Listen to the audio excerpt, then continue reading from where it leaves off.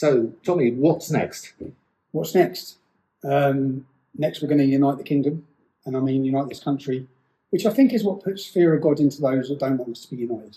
I think our last 3 events, which have been family-friendly, celebrationary events, we want to celebrate British culture, celebrate British identity, and bring everyone together for those events. And on the 13th of September, we're going to hold, which will be seen as the biggest free speech festival Europe's had. And yeah, that's next. And my work. I think I'm in a unique position with my journalism and people who are watching it. I like to challenge ideas. I like to make people think. I like to let people see what I've seen. And as I said, all I'm guilty of is being a decade ahead. I've seen the problems. If we continue to hide from these problems, they're just going to get worse. We need to highlight them and discuss them at least and talk about them. So next is I want to get to work. I want to unite this country. I want to unite Britain. And we often say if you don't read the newspaper, you're ill-informed. If you read the newspapers, you're misinformed. Yeah. What is the thing that people don't understand about you? What's the biggest misrepresentation in the press? To have frustrations to see people. I have people who have said things to me in the past, and when I ask them, like, you're racist, and I challenge them, say, why do you think that? What is it? Give me an example. And they just look and say, what is it I've said? Why do you dislike me? Yeah. They don't even know. I said, you dislike me because you've been told to dislike me. You've been told I'm this person. Even most Muslims, when I meet Muslims, they say, you're actually right. I said, yeah, because you've got this opinion of me. And I've said it so many times. So, yeah, I think the misconception is what the media want you to think. They've managed successfully to tarnish me and make me toxic, which is now difficult for them because they can make you toxic so long as they can tell people how to think about me. But then now I have my own platform, thanks to Elon Musk buying the free speech platform of X. And now I can people can hear what I think and what I'm saying. So the misconception is I'm not far right, never have been, never will be. The actual genuine far right despise me. The genuine racists despise me. But what's become so weak is we've given the term far right to anyone who disagrees with the communist Marxist open border policies of globalism. No. Now, Elon's been supportive of you very publicly. What would you like to say to him? I'm forever grateful. I'm forever grateful that he has given opportunity for the people in this country to have a voice on both sides. It's not like he bought X and just gave one side of political debate. It's for everyone, whereas before it was for one side. And that's it. So I think I've said many times, Elon will be remembered, I think, in history as the man that saved free speech. And in this country, it's been eroded, it's been taken, and the public have been fearful. And they wanted you to think you're part of a fringe group when you're not. You're the mainstream.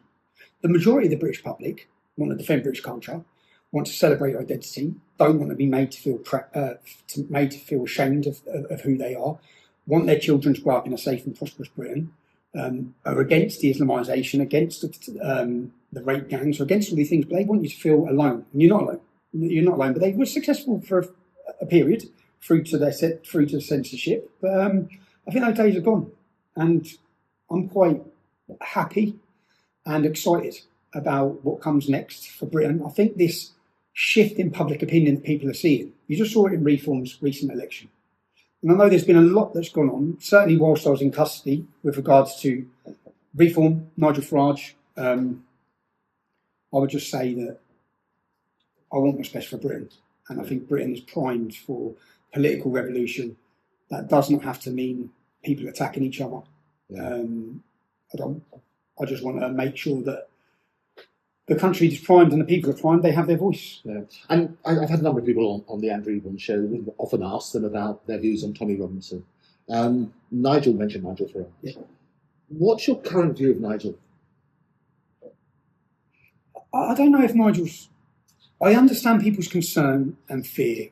As I said, I was made into a toxic brand successfully. And Nigel may be worried about that. My words would be, Nigel, I'm not your enemy. Yeah. I'm certainly not your enemy. And regardless of what's been said, I just think that the politics of throwing people under the bus or feeling like you need to do that, you don't need to anymore. Yeah? You don't need to anymore. And maybe Nigel's bought into the media perception of myself. Nigel, I've never met Nigel. I think that people should be judged on not what the media are telling you.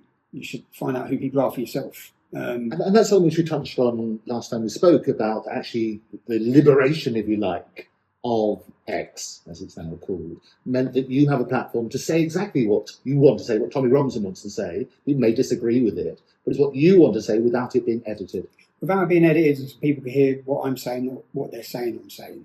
So it's so easy to take headlines and clips and try and cause divide, or so many in the media have done that to us for years. So when people actually take in context what I'm saying, they realise, oh, he's not an extremist. He's actually quite a fair bloke and a normal bloke. And I think that the country's ready for serious change. And I've been waiting. Many in Europe have been waiting to see this. We've watched populism. I watched it first start in India under Modi. I watched Brazil. Then we saw America with Trump. And we've seen other European nations it's happening. And just been waiting. Britain needs this. And I've made it pretty clear. Yeah, I want to play my part. I believe my skill and my part is to unite people in a fabulous cultural movement, and also to use journalism. I didn't want to be a politician. I didn't want to be a politician. I didn't want to be involved in politics. I was quite happy that there's a political voice for people, but just want to make sure that voice is true. That's it. Elon Musk, as you know, is on my show all the time. Yeah. And he talked to me in this for viewed you as the new Mandela. What do you think about that? I was very happy to hear the positive comments coming from people all over the world. I think that there's been a shift where people who wouldn't mention my name now feel free to mention it. People who wouldn't show support now feel free to show support. And the reason they do is because they've seen, for example, my recent film I made, my documentary. They've seen the lies being told. They know the media are lying. They know there's an agenda. They don't trust the government. They realise if they lie to us about that, what else have they lied to us about? And what my film showed is, look at that story I presented in my documentary. The whole country has been lied to. The whole country has been lied to. What else are they lying about? If they're telling you negatively to think about a certain group and certain people, then question why. And all we're asking is people question. I'm not saying you have to agree with everything I say, but I'm happy to debate and discuss my opinions. And that's the point, isn't it? It's urging people to question everything. Question everything. And if you question listen, what I say. Don't take fact of what I say. Yeah. And I say to people, if I make a documentary or if I make statements, go away afterwards and check out what I say. Yeah, and see if it's true. You'll find it is. Yeah. Do the same with the mainstream media, and you'll go down the rabbit hole and find out they're lying. And what I love about this is it's a positive message you're talking about now, about uniting the United Kingdom, because it's not united at the moment, it's fragmented. How would you unite it? Well, I started my activism, and I didn't want to, but I started my activism. I was 23, 24 years old. I'm a very different man at 42. I'm a father of 3. I want what's best for this country. I've matured a lot. It's not to say I haven't made mistakes, of course I have. I want what's best for Britain. I want what's best for our country. And how would I unite it? I'd unite it by giving people a sense of identity again. We've lost it. We've lost the community spirit. So many people in this country think of themselves, don't care as long as I'm okay. We need to start thinking to make sure everyone's okay. This problem isn't just going to affect me or my kids, it's going to affect your kids. And the most important thing here is free speech for me. Because if we don't have free speech, we lose everything. If we don't have the right to criticise, and it's all very well thinking of free speech, but so long as they're controlling everything, the media, all of the social medias, you may think you've got free speech, but you're only getting the spoon-fed narrative that's being fed to you by the establishment every time, whether it's about people or about agendas.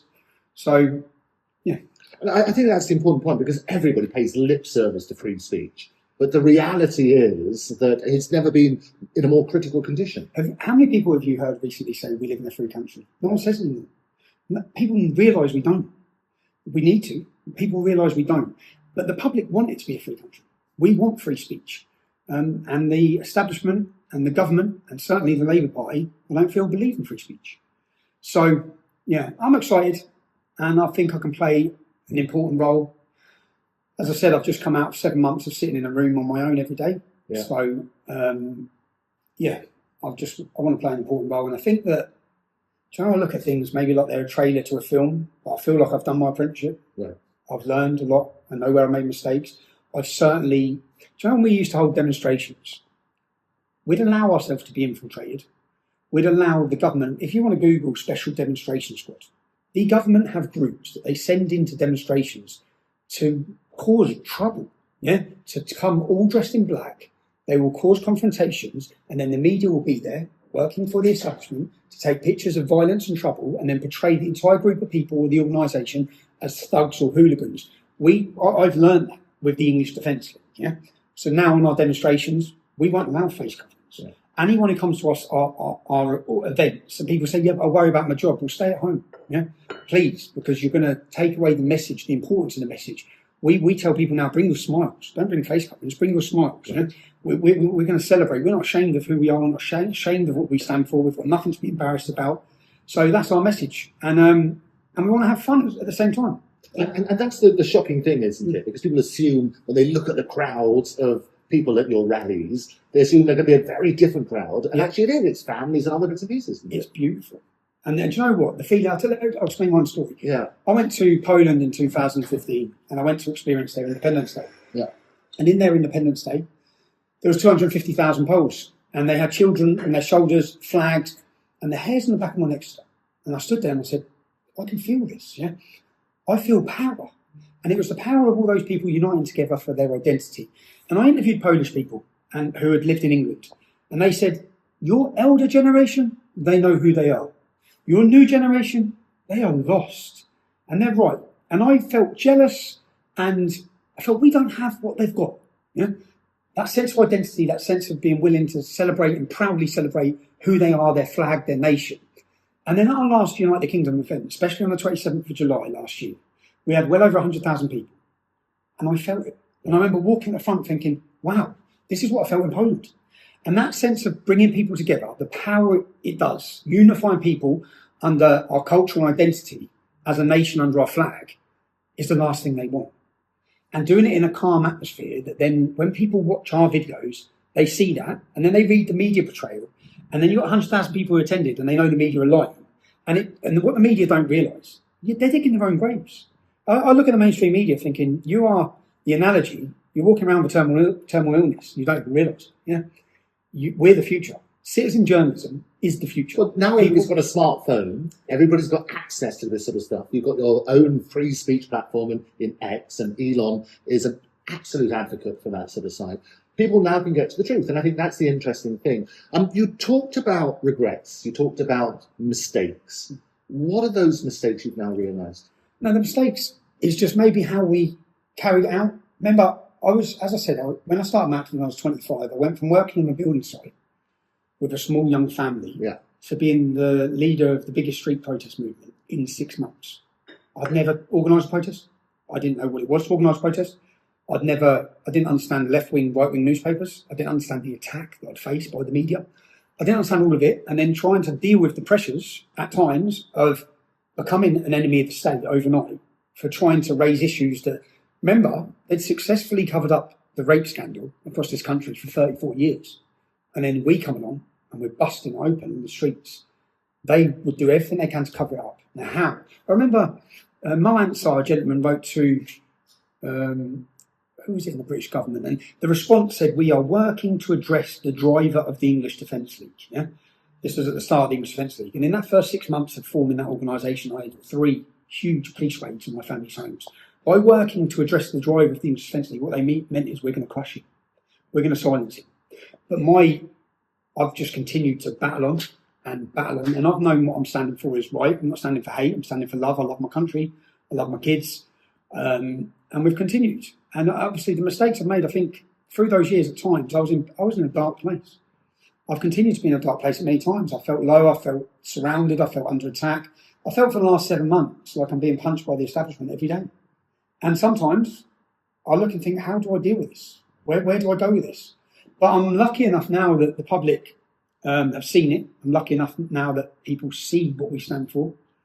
And if I could have my way again, I'd have remained teetotal, sensible and fit and healthy. I think the most important thing I've realised is to stay physically fit and be in the best place possible and the best version of myself. And I think that even now, say that, I probably ain't the best version of myself. I've just come out of 7 months of solitary confinement.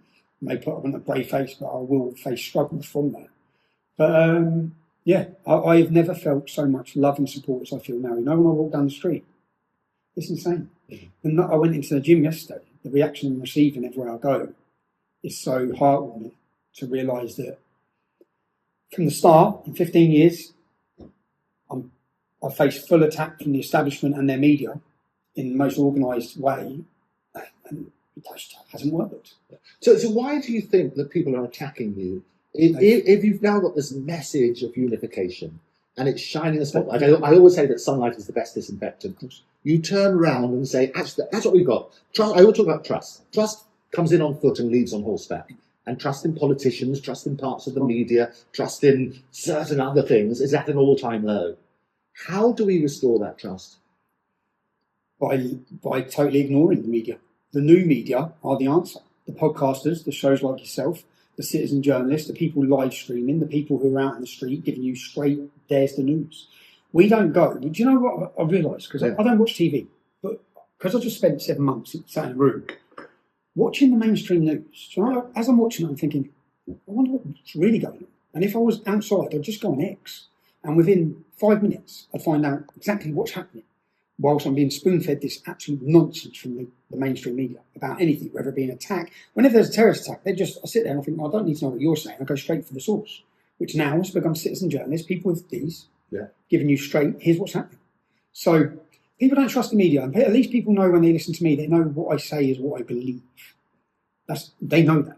Yeah, and I think the other thing I always say to my own family and other bits and pieces is try and get your source from many different information from many different sources. Do you know what I used to do? I used to watch Al Jazeera, Russia Today, and BBC. So you and me go. That's what I used to do. I used to pick up, okay, let's see what the Russians are saying. That's what they're saying. Let's see what Al Jazeera is saying. Right. That's what the BBC is saying. And somewhere in the middle will be a balance. Oh, no, absolutely. I've appeared on all those platforms saying the same thing, so, which is interesting. But you're right, and that's what we need to look at. It's when people recollect and recap on the same story, but with a different slant on it. Yeah. And I think that's where the truth lies, somewhere in between that sort of side.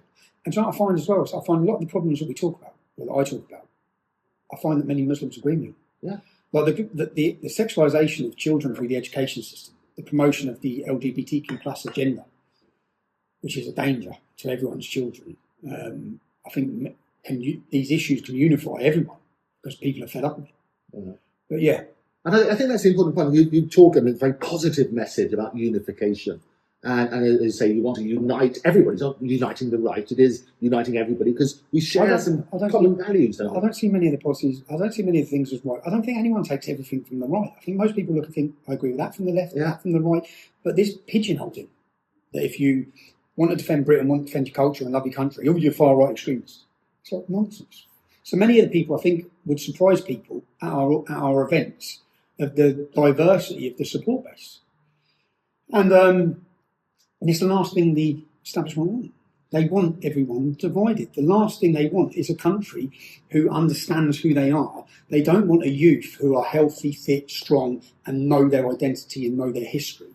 They want a dependent population, probably on big pharma, medication, depression, an unfit, unhealthy population who don't know who they are, who don't know anything about their identity, because then they're easier to control and manipulate. So there's so many problems. So personally, we talked about politics. You didn't necessarily want to be a politician rather than shining a spotlight, but we talked about Mandela. Do you see your path going in a similar way? Would you get in politics? Would you set up a new party or would you join one of the existing ones? I believe my place, I believe my skill, and I believe that, you know, I'm just going to say this, I'm a great journalist. Many people ain't going to like him, okay? My documentaries and my films, if anyone takes the time to watch them, they're brilliant. And the team I have that I work with, I'm blessed.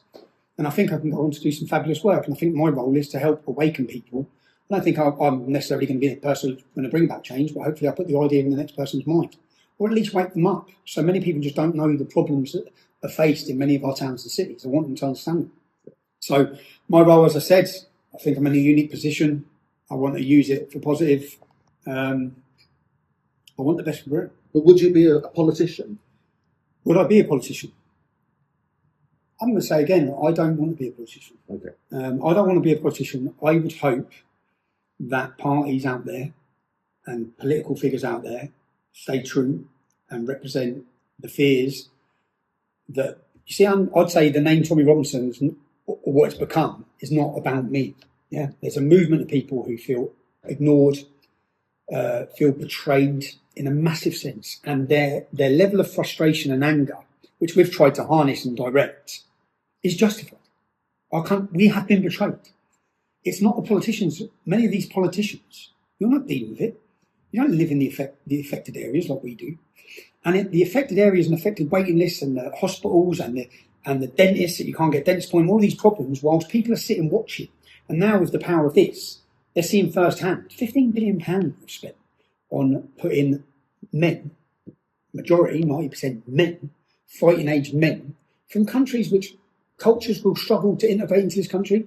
And I don't blame those men, because if I could go, if we had a terrible country and I could go to a better country and get a better standard of living, probably would, but I blame our government for facilitating it and allowing it. And our government's job, first and foremost, is to protect British people, and they're failing miserably. They seem more interested in protecting people from Somalia, Afghanistan, Iraq, Pakistan, than they do protecting British women. And for me, what I care about is protecting British women, first and foremost, and protecting the British population. And when I say the British population, I don't mean white people. I mean that everyone who's here needs to be protected, and our government are failing. You changed your name. What was the catalyst for that? What was the catalyst for it? So I use many pseudonyms. I don't know. Yes. Yeah. So when I started, in 2004, I held my first ever demonstration. Called it Ban the Luton Taliban. And I used my own name. And I stood on the town centre, on the steps in my town centre, and I read a speech. And the leaflet from that speech made it onto the front page of my local newspaper. And my narrative has never changed, and what I've said never changed. It said whites and blacks are being religiously and racially targeted in our town. Pakistani gangs are using heroin as a weapon to form kids into prostitution. So what we now know as grooming. I said this in 2004 in my town. Do you know what I faced after that? A total onslaught from the Pakistani gangs in the town. So fast forward 5 years later to 2009, when our soldiers were attacked in Luton. I wanted to speak about that issue, but I knew that I'd face years of attacks for daring to speak about previous issues. So I used a pseudonym. And the pseudonym I used, Tommy Robinson, was a pseudonym that had already been used in Luton for a book on football heroes. It wasn't the man's name. So I used that name, in all honesty, to protect my identity, protect my family. At the time, so people understand, when I started the English Defence League, I had, between me and my wife, 7 properties and 2 successful businesses. Right. I had the success story as a young man. Yeah, I was flying. I think that, as I said, at 25 years old, 7 properties, 2 businesses, doing very well. I had the ability to leave Luton and move out to a nice area and in my own little bubble ignore the problems that are there. But I've seen the problems that are there. And those problems that are there are simply going to come there. So unless we challenge it, which I knew, and that's all the pseudonyms to do with. I used a different name. People going by Yaxley Lennon. Yaxley was my birth family's name, family name, and I was adopted. Yeah.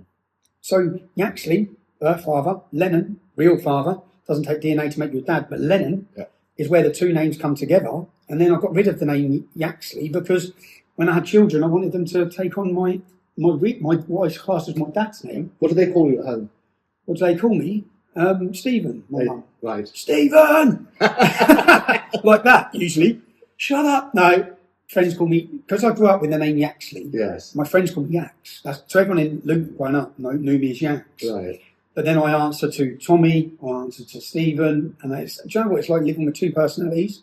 Because when I go home to my children, I'm Stephen. And when I walk out the door to people in politics, I'm Tommy.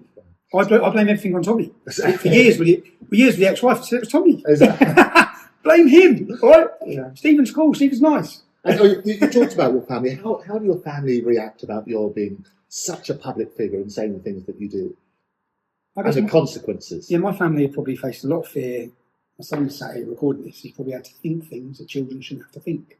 Worry about things they shouldn't have to worry. But fortunately, what they've experienced the whole time since they've been babies is they know me and they know my large circle of friends. When people make labels as racist and things like that, they know it's nonsense. So I remember my son was on the train and my best friend was a Muslim lad. I said, just so you know, I have love for him, yeah?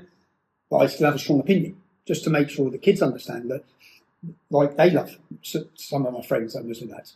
So I said, they've known the difference since they got. They don't believe that, and they see the reaction I receive off the public. So the great thing is they get to see, when I walk down the street, people come over and they're pleasant and have great conversations and show lots of love. And I think the first ever demonstrations they went to were the United Kingdom ones, and it was a great thing for them to stand and watch because they hear so much hatred against their dads, but then they also saw that there's a lot of love for them. Yeah, and it's difficult because every decision I make, they have to walk. So I played that film. I have to go to jail. That affects my kids. that affects what they're thinking, and they've had probably difficulties in school and things like that. But I think things have turned, things have really shifted, and I'm grateful now that through our own social media platforms or through having the ability, people see who I am. And what's the thing that people would find surprising about Tommy Robinson? That I'm this big. Like a man, only smaller. You can always stop. No, people will pass me and go, Tommy? Yeah. Jesus. How tall are you? Not very. Tall as his socks. I'm 5'6", but my mum is 4'11". So when people say that, I think I made it. My mum's got size 12 kids' feet. Yeah. So she's a fiery little mad Irish lady, the most wonderful woman you ever meet in your life. But yeah, I think that would surprise people. But I'm just not. I think the thing is, I'm just a normal lad. Yeah, and I'm not, and I've never claimed to be anything I'm not. So we spoke about your regrets and some of those doing things differently. I don't have any regrets. Okay, no regrets. There's a song there somewhere. I don't have any regrets because even when you make mistakes or you end up in a bad situation, you learn from it. And I think that most of those hardships, mistakes, problems chisel your character. And I think that where I sit now, I wouldn't be sitting with the. As I said, I feel like I've done my apprenticeship. I wouldn't be sitting there without all the mistakes. I wouldn't be sitting there with even sitting on my own in prison. I've done probably nearly 2 years of solitary confinement. I don't have any regrets.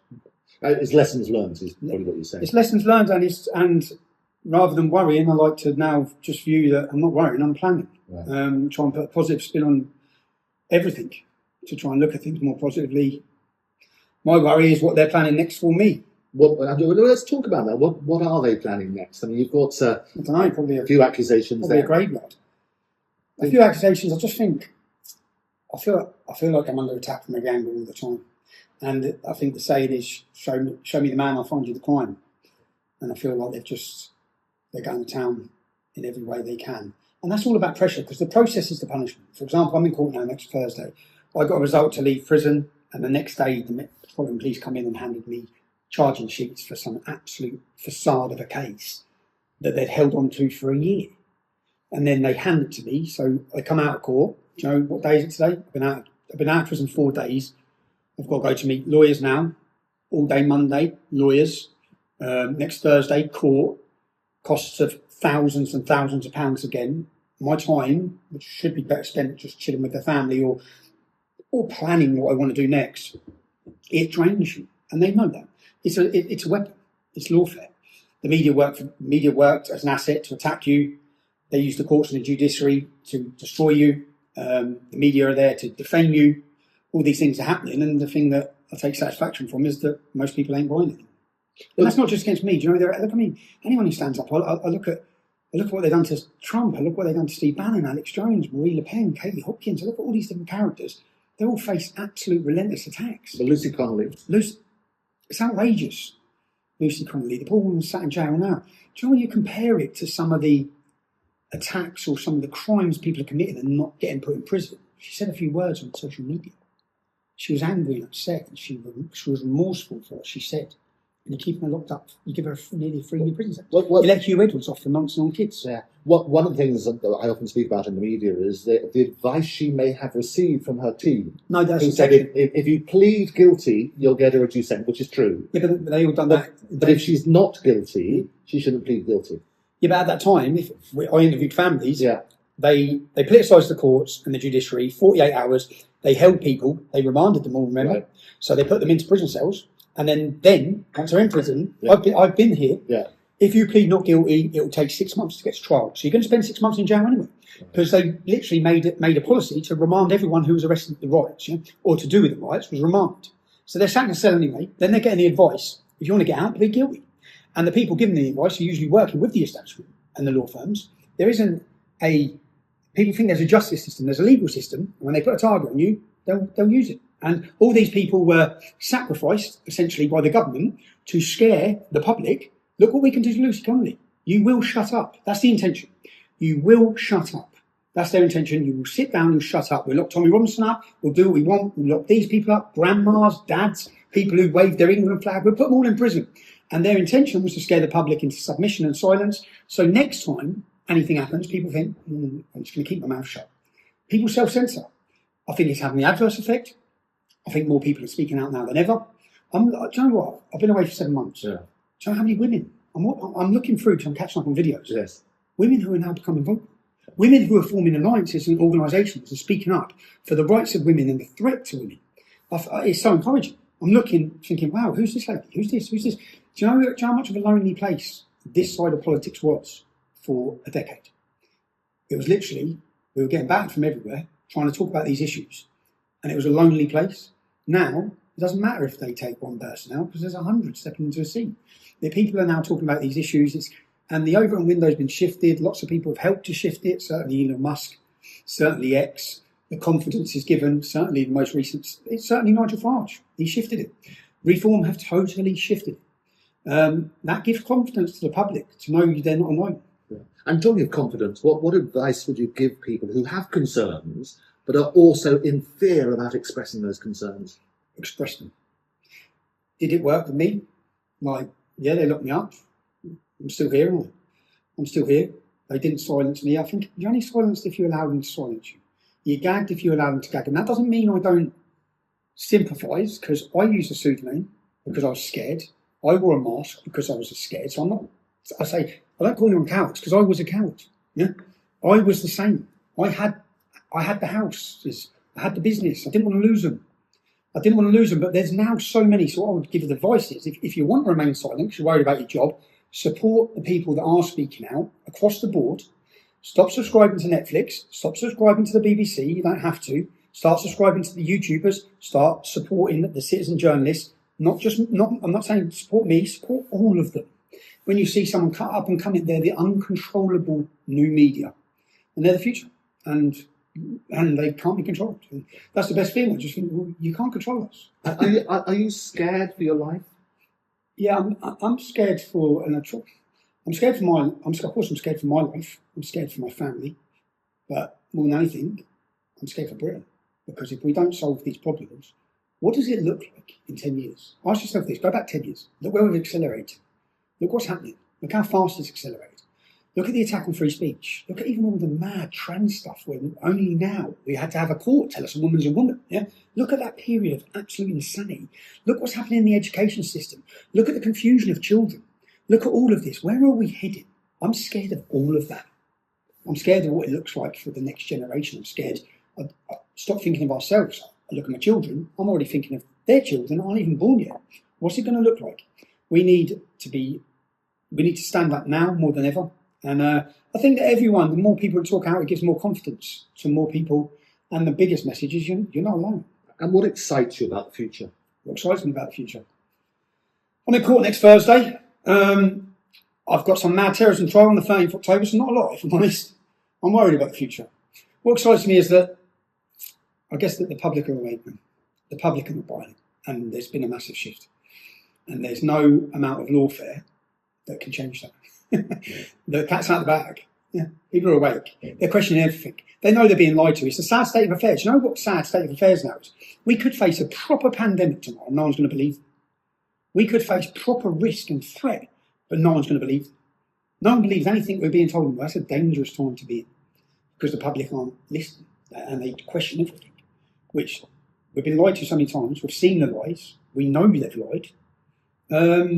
You can't trust them, and they've created a terrible atmosphere.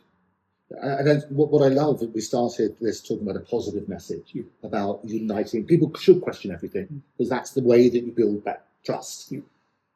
Looking back at your life, what's been your proudest moment?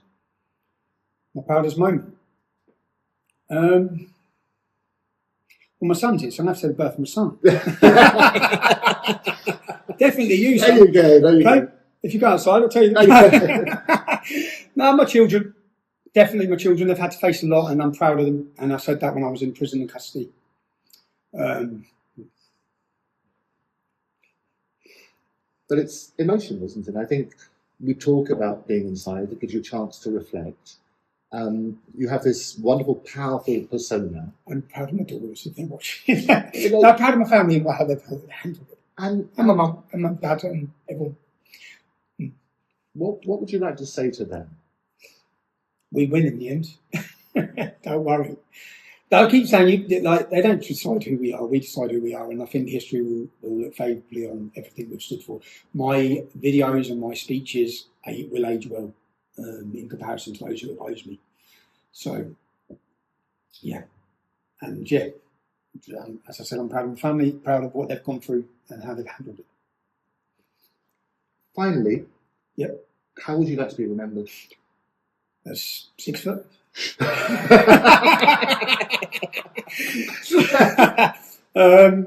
I've got my prison records. It says I'm 5'7". Yes, I'll take that. How would I like to be remembered?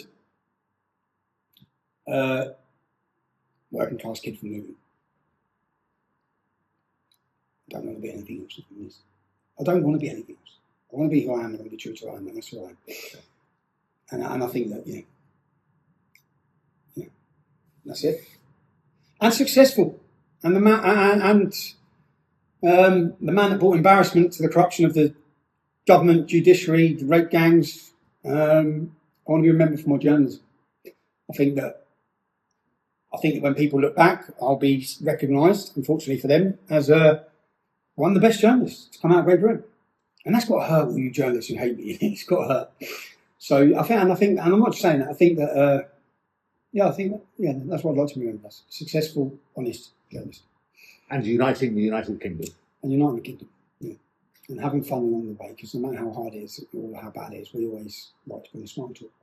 Tommy, Stephen, Yaks. Yaks. Thank you. No, thank you. Thank you very much. It's been a pleasure. Cheers.